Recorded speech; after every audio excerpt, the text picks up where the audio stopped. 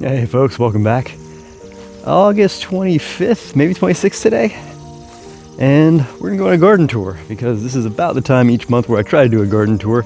And we're gonna do things a little bit differently this time because I wanna show a bit more of the property because I have a couple areas that I manage other than the garden and I want to share them. Some I've shared in the past. Actually, all of them I've shared in the past. I just haven't really given updates on every one of them, and not all of them are typically included in the garden tour because the garden tour is typically focused on, well, the garden. So let me get up to the northeast corner of this pasture and kind of show an overview of what everything looks like from up there, and then we'll go sort of north to south to show everything. So let's walk. So this is the view from the northeast corner of this pasture. Now, when we start north, up in this area right here, our septic line runs, so nothing will ever be planted there. But as we walk, you're gonna see the orchard area up here to the north is something I started back in early 2025. The goal was to have more of a food forest style where I had pears and peaches, apples, and cherries. I had 8 bare root trees stuck in the ground. 6 got hit by deer because I didn't fence. And I still have the pears in there, and to sort of give it some function, I put more figs in there. We're gonna walk up there in a second and take a look. That big one right there closest to me, that's a 5-year-old Celeste that I brought to this property, and everything else propagated that's Celeste on this property is all from that one tree. As we pan a little further south, there's the garden and the compost with the water capture on the back. Got wood chips that I stage there, and I kind of move around the property wherever I need them. And on the south side of the garden is the newly established fig orchard, where I have a video showing where I installed one. I think there's 36 back there, and then on the other side of the garden is where the Violet de Bordeaux are going to go, where I have 4 installed. So let's walk over to the north orchard and I'll kind of show you what I'm working with over there.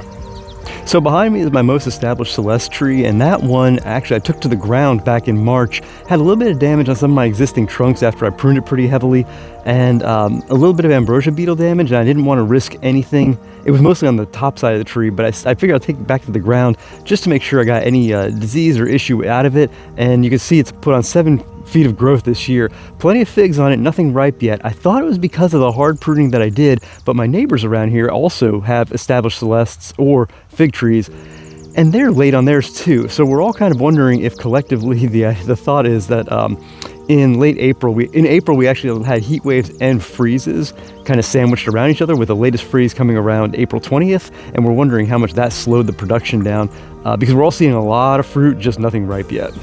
Now, I just finished wood chipping this area yesterday. I moved all of those from the pile. I've got some weed issues, some Bermuda grass issues, and some really cleared areas here. But what I did was I ran figs from plants that I had last year that I propagated down both sides. Lost a couple here and there. I put some in the middle here, but all throughout this area here, where you see some figs, there were actually other fruit trees that got deer popped. As we move further down, I've got the 2 pear trees still standing. Haven't quite figured out how I'm going to prune these things yet because they've got a very odd growth pattern on them.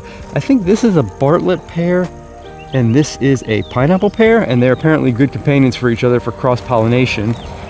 This area here, let me step back. So you can see in this area here, I don't have a whole lot of weed pressure. I've had annual weeds and I come in here and I pull stuff out, but the Bermuda grass pressure that I have over in this direction, I don't have over here. And I think the reason why, if I remember correctly when I established this, I treated the ground pretty much the same way the entire thing, except for I started by mowing everything back. In this area here, I covered in wood chips, and in this area here, I first covered in a thick layer of cut grass that was kind of, call it hay, that I cut, and then I put wood chip on top of that. So I think that double duty did a better job of suppressing the Bermuda grass than just the wood chip on its own. Plus, if the wood chip was put over the Bermuda grass here when it was more dormant earlier in the season, then it would have had no problem waking up and just coming right through there, whereas opposed to this area, if I covered it when it was in the middle of its growth stage, call it last June, July, then that makes sense as to why it did not fare as well as over here. You can see, however, I am trying to solarize some of it with some clear plastic sheeting on this one. And then we're gonna have to hand remove all of this in the coming months. And that's not fun, but it's something I've done in the main garden. Didn't want to do it again, but I know it's an effective way to get rid of Bermuda grass, is just to flat out rip it out at its root. In this area, I also have some volunteer asparagus. I think that showed up basically a seed from the garden. Birds must have eaten and dropped, and there we go. These Celeste figs that you see along the side, now that's about a solid 6 feet at its top growth. That was a 1-year plant. Let me think back. That was propagated in February 2025, probably installed here around May, June 2025. It overwintered okay, it burned back to the ground in the cold, and it came back beautifully. As you can see, it has fruit for a 2nd-year tree. Whether or not any of that fruit really finishes out is another story. I've noticed with the Celeste in this area, for the time I've spent with it, it does a good job of fruiting by 2nd year if it has a really good root system, but whether or not it finishes is another story.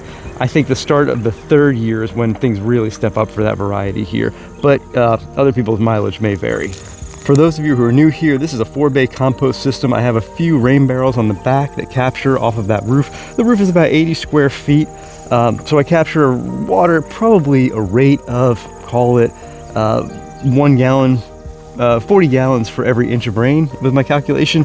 I haven't got a whole lot of composting done this summer. Materials have been a little scarce. And then I had a volunteer cantaloupe growing in front there, so I was trying to mature those without stepping on them too often. I think I'm done with them at this point, so I can come through, clear that area, probably throw that in the first bay of compost and get this whole system rocking and rolling again. But 4 bays, and I don't do anything overly precise with it from the standpoint of moving things around. What I basically do is everything starts in bay 1, then it goes to bay 2, 3, and 4 on a monthly basis, and every time bay 1 unloads, it gets reloaded. So I try to keep everything flowing until things get in bay 4, and then either they go to what turned out to be a kind of a scabbed on version of bay 5 before it goes out to the garden, depending on whether or not I have space in the garden for finished compost. As I mentioned in a recent video, I've got these 3 big stands of sunflowers. They got established just because they came out of the garden as dead plants last year, and I threw them in this area here to mow them in and take it for compost. And I just mowed them in, and then this year early on, because we had the drought, I didn't have to mow this, and I noticed new plants growing in this area. They turned out to be sunflowers, so I mowed rings around them instead. And my chickens have a tendency to come out here, and it gives them a place for some shade. One thing that I actually did do, this was a little raised bed I had for sweet potatoes. I got hit by deer, and it had a very nice cleared area, and between these sunflowers I just decided to put a fig tree in there. Now it's a bit shaded in there, so it's well protected from direct heat, which was nice for install, but now it's probably not getting enough sun. But once these sunflowers die back in the next month or so, I don't know how much I'm gonna let come back to get the fig some sun next year. As far as the sunflowers go, probably a few, but I'll probably keep it a little more sparse just so that plant can actually get its full sun. But oh yeah, I'm gonna have a fig sitting right here outside the garden, which again, more figs is better than fewer figs. And then we've got the garden itself. Now this is going to be a tough tour for me because I can't really walk well through the garden and not step on plants because everything's overgrown. So we'll try to make it a very relatively brief walk through the garden. Not much has changed in the last month other than the fact that everything's still just growing like crazy, and I've been harvesting like crazy. As we walk through the front, we're going to see the typical 13 beds of sweet potatoes. I just posted a short yesterday showing that the first 5 beds, I didn't say that specifically, but we're gonna start harvesting bed to bed with these first 5 beds in about a week and a half. What I may do is post a video for the first 5 beds so that you're not waiting to see what happens until the end for clearing, and that way it'll be a few different sweet potato harvest videos. But we've got a couple different varieties here, so it's not such a bad thing. Only about a half a bed of Stokes, a bed and a half of Murasakis, and then we'll of course show everything final and get an idea of how much we yielded in this space. But the first 5 beds I think are going to be they're going to come out earlier, and they're going to be a fun little impressive yield, I think. And then I think the other big one that I'm excited about is in the back all along the fence. I have a video on it, feel free to check it out, I'll link it above, where in the pathway between the end of these beds and the fence, it's about a 5-foot pathway, and I stuck 90 slips in that pathway because one day I was looking at the beds and I'm thinking to myself, man, that back pathway, I'm not going to be able to use it anyway because it's going to get colonized by sweet potato vines, so why not just put more actual slips in there because I had them on hand. So I'll be curious to see what comes out of there, but I think it's going to be pretty fun. We have okra over there, as I'm going to try to step around as many vines as I can and not kick my pepper plants. Okra has finally stepped up to where I am harvesting every other day, probably about a 4-gallon bucket worth. I am off today as far as harvesting it, but tomorrow's back to the day. So you can see, we've got plenty of pods shaping up. It's been very consistent. The biggest challenge I've had is the fact that I've had the wind come through about a week and a half ago that really knocked these things around. I don't know if you can see it, but I've got that cinder block with that, it was a busted cinder block with a U shape carved into it basically. I pulled that plant upright, put that in place to kind of hold it there because that was spilling into the sweet potatoes. So a little bit of work there to keep things kind of in better shape. Another sweet potato bed, and then we've got my asparagus bed. And this is kind of cool because we've got some volunteer asparagus, because this is a variety, Mary Washington or Martha Washington, I think it's Mary Washington. I started from seed, so we get male and female plants both, because you never know what you're going to get. And the females throw berries, and through those berries, that's how you saw the asparagus up in the orchard. And that's how this area got expanded this year, because I saw volunteers popping out. And I thought to myself, well, hey, you know what? Why not just have 2 rows of this side by side? Because this pathway was way too large to not take advantage of that. And then we've got our blackberries. Pulled all the old stuff out, still got some pruning to do. I've got some pathways growing there. I might actually let this guy, I'll prune him back a little bit. I may pull him out and pot him up, haven't decided yet. Sometimes I let things go, sometimes I don't, but I do want to keep things pruned tightly. I've done an okay job in this area in pruning. You can see, this was a spot that I had for my sweet potatoes when I was clearing them out. I've got more volunteer blackberries out here that I got to figure out if I'm going to try to pot them up or let them sit for the season to get some more fruit next year. On the back side of the blackberry bed, along the fence, I still have some more plants. I got to clear out some weeds. Some of the plants that I had there last year did not come back. I say last year, earlier this year that had fruit. The crowns didn't necessarily push more growth out this year, so I'm a little confused as to that, but it's not that big of a deal because I have plenty of blackberries here. Blueberries are putting on new growth. I need to scrape all this area back, get some elemental sulfur at the base of those to drop that pH. I didn't do a pH test on them recently, but judging by the growth that I'm seeing, they really need it. And I'm going to have a pine needle mulch instead of my classic wood chip and compost mulch. And I think hopefully that helps drop that pH down. Swinging back around to this side. More sweet potato beds. This was my 1 tomato bed. They're done for the year. It was a determinate variety of San Marzano. This is more Covington sweet potato. And by the way, that's the orange variety I grow. The purple is the Stokes and the white flesh is the Murasaki.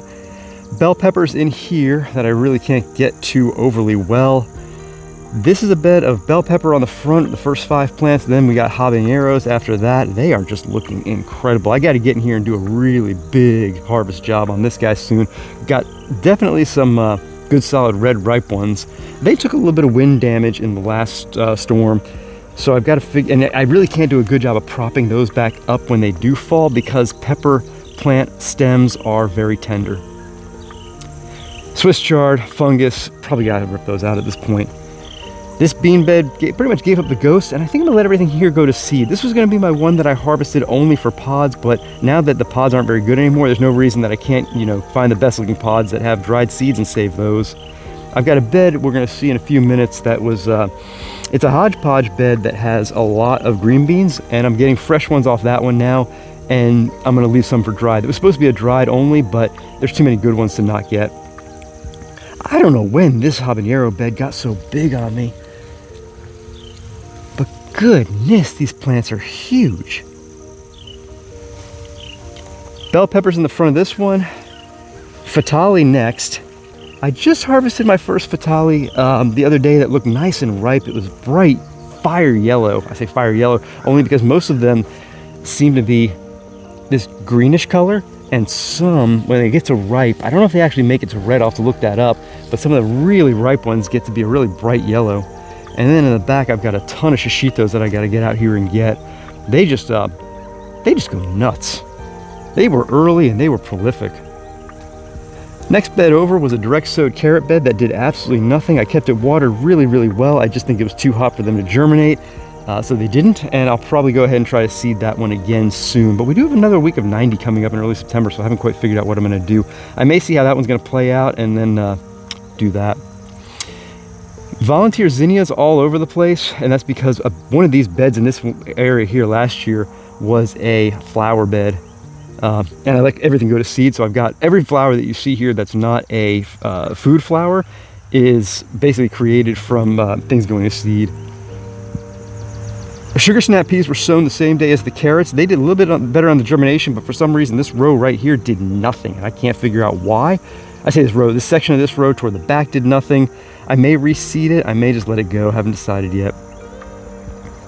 Lima beans, Henderson, bush bean.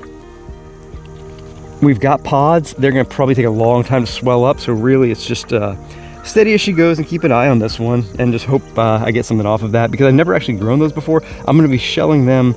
I'm not gonna wait till they get dry. I'm gonna shell them at their most full, plump, fresh stage. I will let some go to seed for saving seed for next year, but right now I just really want to see what they look like when they're fully shelled out. I think it's a baby lima bean variety.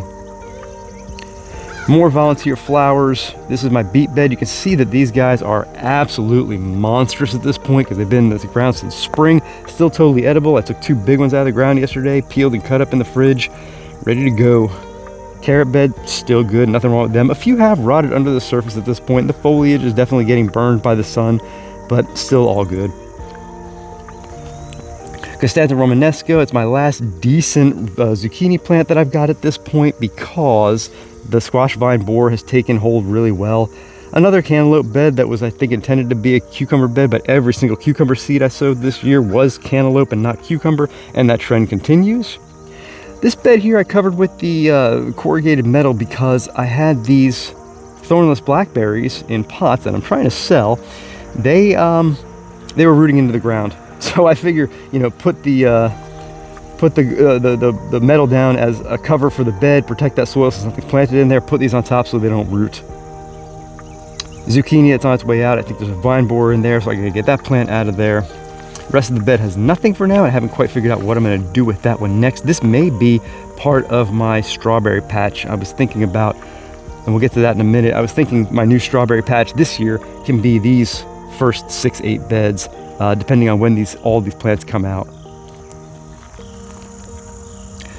Another carrot bed, another beet bed, combination of peppers and more cantaloupe. Maybe some of those guys are right back there. We'll have to check them out. There's a sugar baby watermelon in the back there too. I've harvested 2 off them. There's one over there, there's one back there. Not sure how they're gonna finish out because those vines have gotten trampled by me quite a number of times in trying to get around my plants. How stunning is this little section right here? I'm always coming in this area and just finding butterflies and bees and moths and everything. It's just fun to try to get through this because this is my pathway, but I regret nothing. This is my current obsession, my black-eyed peas and pink-eyed purple hull peas. The pink-eyed purple hulls are probably starting to come to an end here, but there's still plenty to be had. Then we got a combination of pink-eyed purple hull and Mississippi silver, and the bulk of it over here is all pigot. Pigot is now really starting to come into its own. I remember it last year as being a very prolific variety. The biggest challenge I have with this variety is it's very hard for me to see when things are getting to a really great ripe stage. I like to harvest my field peas, cow peas, whatever you want to call them, when they're cresting at the peak of fresh harvest before they get to dried. And it almost looks like they have 2 stages about there. One where they're still a little damp inside, and one to where the dampness is gone and they are really easy to harvest and shell. But if you get past that, then all of a sudden you wind up with a dried legume. And I'm trying to avoid that at this point as much as I can. If it happens, it happens. I keep them stored dried. I keep the best looking pods for seed for next year. And the fresh ones are going into the freezer. This plant here in the middle is another pigot. And that one is actually self-seeded because this was my black-eyed pea bed last year. And I ripped all the plants out. I mowed a lot of them in just to kind of build up the soil. And that one decided to pop up this year amidst these strawberries. And I just decided to let it go. This strawberry patch you see beds 1, 2, and 3. I'm going to rip all of these 3 out, break the plants up, and put them into 8 beds somewhere else. I'll get more than 8 beds worth of plants, and then I'll try to give some away. But yeah, that's where my strawberry stock plants are coming from. More Fatali peppers, and on the other side of them in the same bed are the Aleppos, and they got really wind whipped and knocked around. So yeah, this whole area is a bit of a mess. I wonder if I can find the Fatalis are dripping fruit in there too.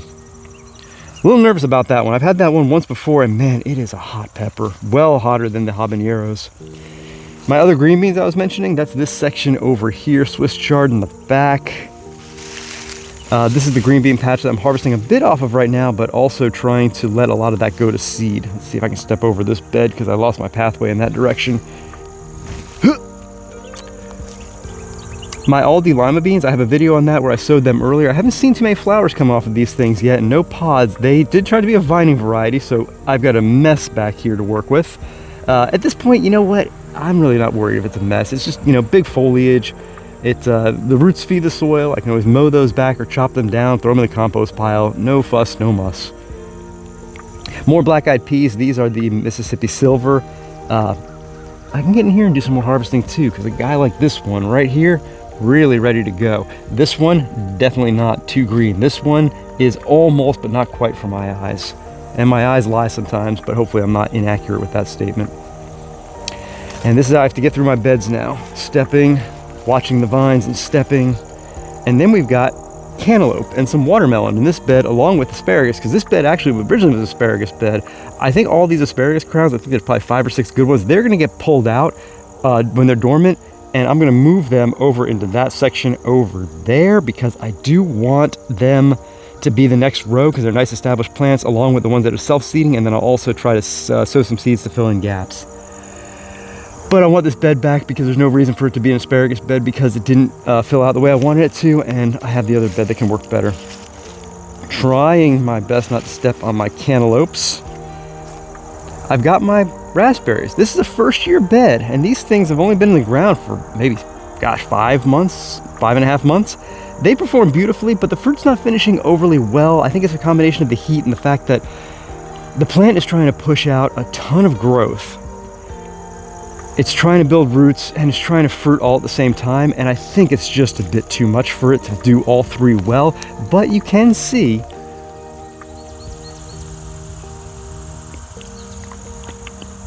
God, that's tasty.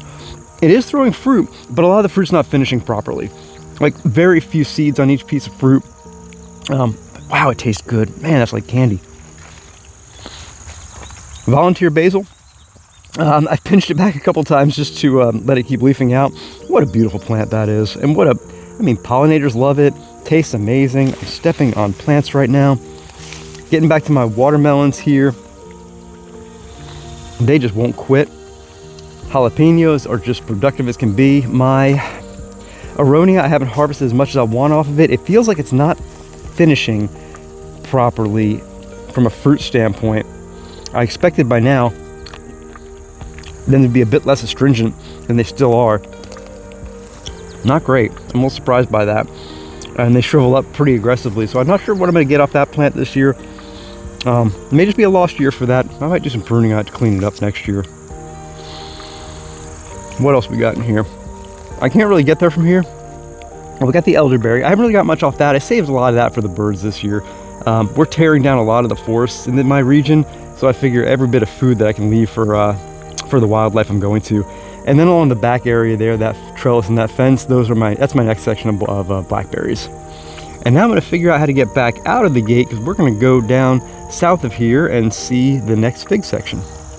Before we head down there, I'm going to address something that you see in this garden right now, and that is it is a chaotic mess. Yes, it's food loaded, but yes, it's a mess. But here's the thing that doesn't get me overwhelmed anymore that did overwhelm me my first few years. It's going to come to an end. We get enough of a winter here in North Carolina to where late November, early December, mid-December, things go very dormant. We start getting our frost, we start to freeze, things die. Things aren't growing also during that time, and that's a great time when you can get out and it's not so cold where you can't feel your fingers, that you can just rehab the whole garden at that point, clear everything out, and just get yourself a nice fresh slate ready for next year. Can't do that right now because you're just fighting constant growth, and that's a good thing, but it can be a bit of a stressful thing because early in the season when things aren't growing that aggressively, you see cleared beds, cleared pathways, things look nice and tidy, and then all of a sudden it becomes really visually overwhelming. And the first few times you deal with that, it can be tough to kind of reconcile, but eventually you start to realize that, hey, yeah, as much as it looks like it's, unsalvageable, if your climate actually has a dormant period, you'll get it back. So stay with me and just, if you have the same situation I do, breathe. It's going to be okay. I promise. To the south of the garden, we have our newly establishing fig patch. This one up here in the corner is a Violet de Bordeaux. It was actually moved here because the ground that it's in now is a very rich, decayed pile of Bermuda grass. This plant was up in the berm, north of the berm, by the big Celeste that I have, and it never did anything. Never got taller than 6 inches. It just would not grow. I ripped it out of the ground in winter 2025, so probably December 2024, January 2025, and I shoved it down here, and it loved it, and it grew. And I pruned it a little too hard this past winter. I got a lot of cuttings off of it, but it's obviously still growing. Just haven't got much fruit off of it yet, but next year I think it's going to really take off. I'm not going to prune it as hard back this winter as I did last one. I'll do some structural pruning, but that's about it. And then we've got all Celestes in this area beyond that, and that's all from stock that I just kept from my own attempt to propagate and sell. Row 1 here is second year 3 gallons, first year 1 gallons, and the next 2 are second year 3 gallons as well. And I've still got 24 second year 3 gallons that I've been trying to sell for about 25 bucks a pop, and I've only gotten a couple bidders on that. I'm hoping to get more action on those because they're really beautiful plants, and if I don't sell them this year, I'm just going to go ahead and plant them myself, though at this point I do not know where. And as we swing around to the western side of the fence, this is something new that I did within the last month and a half. These are Violet de Bordeaux. I had 14 good ones in number 1 size nursery pots, and I was going to plant them out here. I put 4 out, and then I kind of said to myself, you know what, let's go ahead and get the others into 3 gallons with some homemade compost instead, and let them finish rooting in there quite a bit for the next month and a half. And what's this, like maybe in a month and a half, mid-October, I'll go ahead and put those 14 out here. I'm thinking about just making this big whole section out here a Violet de Bordeaux patch, like the one behind me is a Celeste patch. But yeah, they've taken the transplant really well. It's funny actually, between these 4 and these 35, they've all gone into the ground during the worst of the heat this year, and honestly during some drought as well. And I did not do much in the way of hand watering them when they were drought. Everybody I installed here, I just dropped into a hole, put a bunch of wood chip around, composted around as well, and then threw a couple gallons of water, and I don't think I actually watered them after that first initial watering. Now, we did get a lot of rain in the back half of July and August, so they've had theirs since then, but the initial establishment, I'm not gonna lie, I really phoned it in. Okay folks, so you see what I've got going on out here. This is the fun that I've got day to day. A lot of figs, a big old garden, a lot of weeds. It's fun, gives me something to do. So in the meantime, if you like what you saw, feel free to give the video a like. Any questions, feel free to post below. And until the next time, thank you for watching, and I'll see you later. Bye-bye.